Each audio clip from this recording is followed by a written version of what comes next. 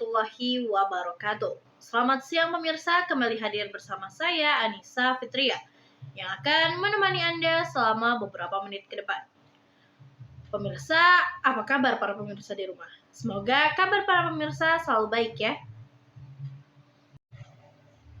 Pemirsa, telah berlangsung kegiatan pembelajaran teknik reportase dan investigasi berita.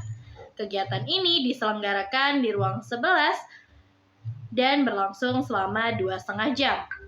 Kegiatan ini diisi langsung oleh Bapak Dr. Adi Kusuma, Esikom MSI, selaku dosen pengampu yang memberikan panduan kepada para mahasiswa terkait menjelaskan teknik reportase berita di lapangan, juga menjelaskan tentang teori terkait mata kuliah teknik reportase dan investigasi berita. Kelompok 3 telah menyampaikan tentang memahami jurnalisme investigasi, sejarah, tahapan, dan prinsip-prinsip dasar. Sebuah pembahasan yang mendalam tentang bagaimana jurnalisme investigatif menjadi salah satu pilar utama dalam menjaga transparansi dan keadilan publik. Maka dari itu, saya akan menjelaskan kembali tentang memahami jurnalisme investigasi secara sejarah, tahapan, dan prinsip dasar. Pemirsa, dalam era informasi yang serba cepat seperti sekarang ini, jurnalisme seringkali hanya berfokus pada kecepatan. Namun, di balik itu semua, ada satu bentuk jurnalisme yang justru menuntut ketelitian, kesabaran, dan keberanian. Itulah jurnalisme investigasi. Bukan sekedar menyampaikan apa yang tampak di permukaan, tapi menggali apa yang tersembunyi. Bukan hanya menulis berita, tapi mengungkap kebenaran demi kepentingan publik. Dalam sejarahnya, praktik jurnalisme investigasi di Indonesia telah melalui jalan yang panjang. Pada masa Orde Lama muncul sosok legendaris Mochtar Lubis, pemimpin redaksi harian Indonesia Raya yang berani membongkar kasus korupsi dan penyalahgunaan kekuasaan. Liputannya sempat mengguncang politik nasional, bahkan berujung pada pemberedelan medianya. Memasuki masa Orde Baru, tekanan terhadap pers semakin ketat, namun semangat itu tidak padam. Majalah Tempo di bawah Gunawan Muhammad menjadi pelopor dalam melawan arus dengan liputan mendalam tentang korupsi, kebijakan publik, hingga penyalahgunaan wewenang.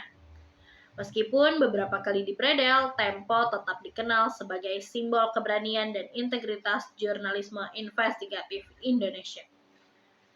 Perubahan besar terjadi setelah era reformasi 1998. Dengan lahirnya Undang-Undang Nomor 40 Tahun 1999 tentang pers, kebebasan media mulai terbuka lebar. Sejak saat itu, berbagai media berani mengungkap skandal besar seperti kasus BLBI, Bank Senturi, hingga praktik mafia, hukum, dan pelanggaran HAM.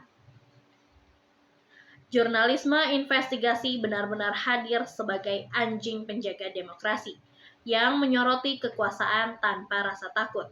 Tidak berhenti di situ, di era digital saat ini, jurnalisme investigasi bertransformasi menjadi semakin kolaboratif dan berbasis data. Sebagai calon jurnalisme harus menyiapkan diri menjadi generasi baru.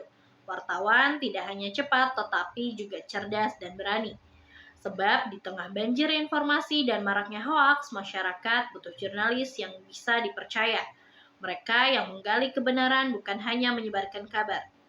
Pemirsa, dari kampus UIN Sultan Maulana Hasanuddin Banten, kita dapat belajar bahwa jurnalisme investigasi bukan sekedar profesi, melainkan panggilan murni. Ia adalah bentuk pengabdian terhadap kebenaran dan tanggung jawab terhadap masyarakat. Kabar selanjutnya yaitu pembelajaran kali ini mengedepankan metode praktik yang menarik. Mahasiswa diajak untuk terjun langsung dalam simulasi liputan berita yang dirancang sedemikian rupa, agar dapat menyerupai situasi nyata di lapangan.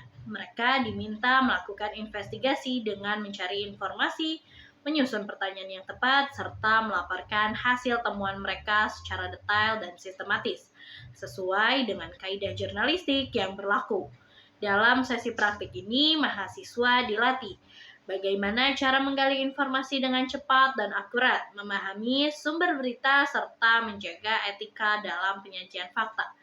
Tujuannya untuk membekali mereka dengan keterampilan dasar yang sangat dibutuhkan dalam dunia jurnalistik modern, terutama di era digital yang berkembang pesat.